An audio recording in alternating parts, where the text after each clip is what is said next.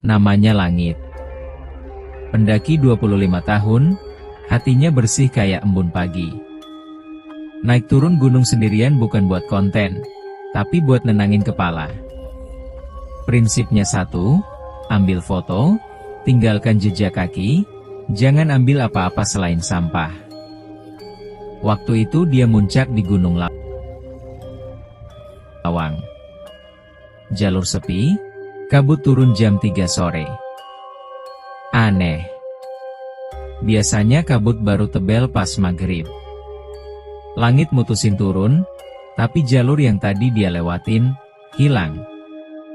Diganti jalan setapak rapi dari batu kali. Di ujung jalan, ada kampung namanya Kampung Sendang Sari. Rumah kayu, atap ijuk, sawah nguning. Warga nyambut dia kayak tamu agung. Kademen, Den. Monggo pinarak, kata Pak Lurah.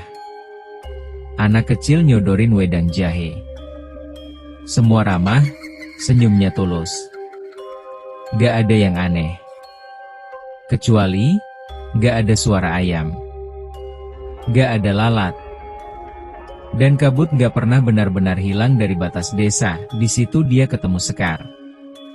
Umur 20-an, kulitnya kuning langsat, matanya teduh kayak telaga. Rambutnya panjang, wangi bunga kantil. Sekar anak Pak Lurah. Dia yang paling sering nganterin Langit muter kampung. Hati Langit yang biasa dingin sama cewek, anget. Tapi dia ingat, di rumah, ada Laras. Kekasihnya sejak SMA. Janji nikah kalau usaha udah mapan.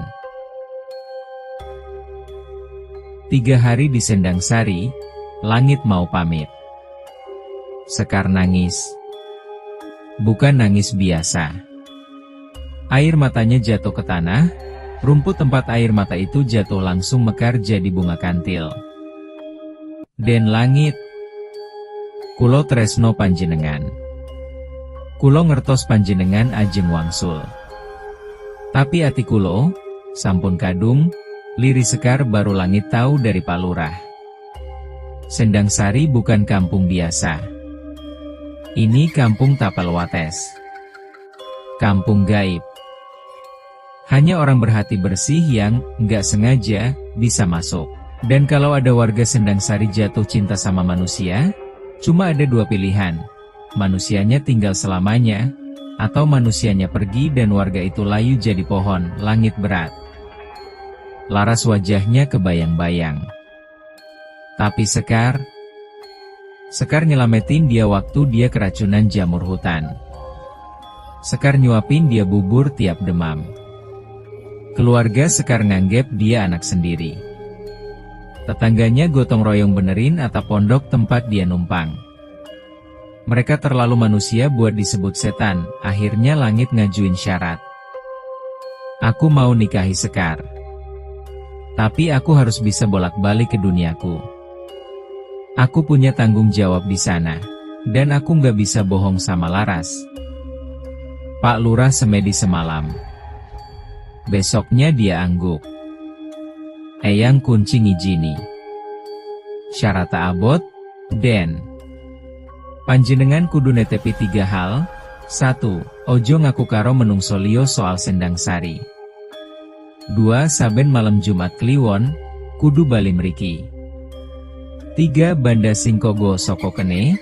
25 kudu mbok sedekahke. Langit Sekar nikah. Sederhana. Disaksiin seluruh kampung. Malamnya, Langit dikasih sekarung gabah sama Pak Lurah. Tandur ning duniamu, Den. Nek wis panen, didol.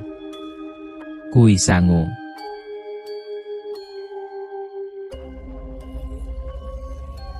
Langit bangun di pos 2 Gunung Lawang. Seolah 3 hari di Sendang Sari cuma mimpi. Tapi di ranselnya, ada sekarung gabah. Dan di jarinya, ada cincin akar wangi. Gabah itu dia tanam di sawah warisan bapaknya. Panennya gila. 1 butir gabah jadi serumpun padi setinggi dada. Berasnya pulen, wangi, laku keras. Setahun, langit buka toko sembako, berkah sendang. Cabangnya nambah tiap 6 bulan. Dia kaya raya. Tapi syaratnya dia pegang. Tiap habis panen, 40% untung dia bagiin. Bangun masjid, kasih makan anak yatim, bayarin RS orang gak mampu. Namanya terkenal, Juragan Langit, tangan loman. Tiap malam Jumat Kliwon, dia bilang ke Laras mau semedi di gunung. Padahal dia masuk Sendang Sari lewat mimpi. Di sana, Sekar nunggu dengan senyum yang gak pernah pudar. Mereka hidup kayak suami istri normal. Masak, ke sawah, ngobrol sama tetangga. 3 tahun kemudian, Langit nikahin Laras. Sebelum ijab, Langit semedi di Sendang Sari. Dia jujur ke Sekar. Sekar cuma senyum, matanya berkaca. Kulo ikhlas, Kakang. Tresno mboten kudu ndarbeni. Sing penting Kakang bahagia. Kulo teng mriki nggih sampun bahagia. Restu dari istri gaib itu, rasanya aneh, adem, tapi merinding.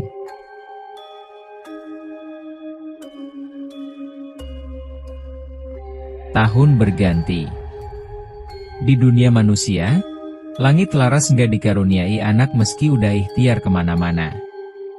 Laras ikhlas, katanya, mungkin rezeki kita disedekah.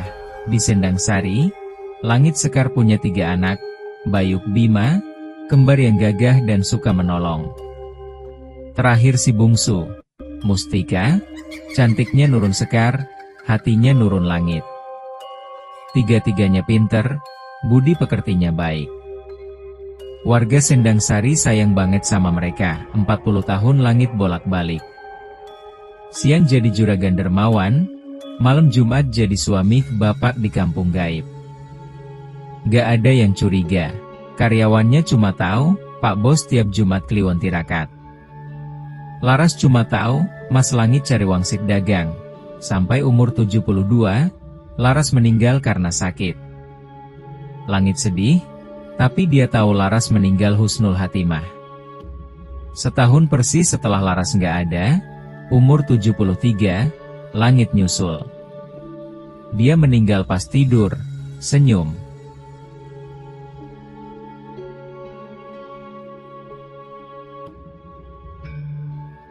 Begitu napasnya hilang, Langit ngerasa badannya ditarik. Bukan ke atas, tapi ke samping. Lewat kabut, dia buka mata. Ada di pendopo rumahnya di Sendang Sari. Di depannya, Sekar. Masih muda. Cantiknya sama kayak 48 tahun lalu. Di samping Sekar, Bayu, Bima, Mustika. Udah dewasa, gagah yang cantik. Tapi, mereka juga nggak tua. Langit lihat tangannya sendiri. Kulitnya kenceng lagi. Uban di kepalanya hilang. Dia balik umur 25 tahun. Umur pas pertama kali kesasar ke Sendang Sari. Kakang sampun kondur. Selamine, bisik Sekar, meluk Langit. Air matanya netes, jadi bunga kantil di lantai kayu. Pak Lurah yang sekarang udah diganti sama Bayu, nyamperin. Wilujeng rawuh, Romo. Eyang kunci ngendiko, tresno lan loman panjenengan bobot kebaikan 2 alam. Mula panjenengan diparingi kalungguhan mriki. Gak jadi arwah gentayangan, tapi jadi bagian Sendang Sari. Selamanya. Langit nangis. Bukan sedih, tapi lega. Di dunia manusia dia udah nebus janji ke Laras, udah sedekah, udah jadi orang manfaat.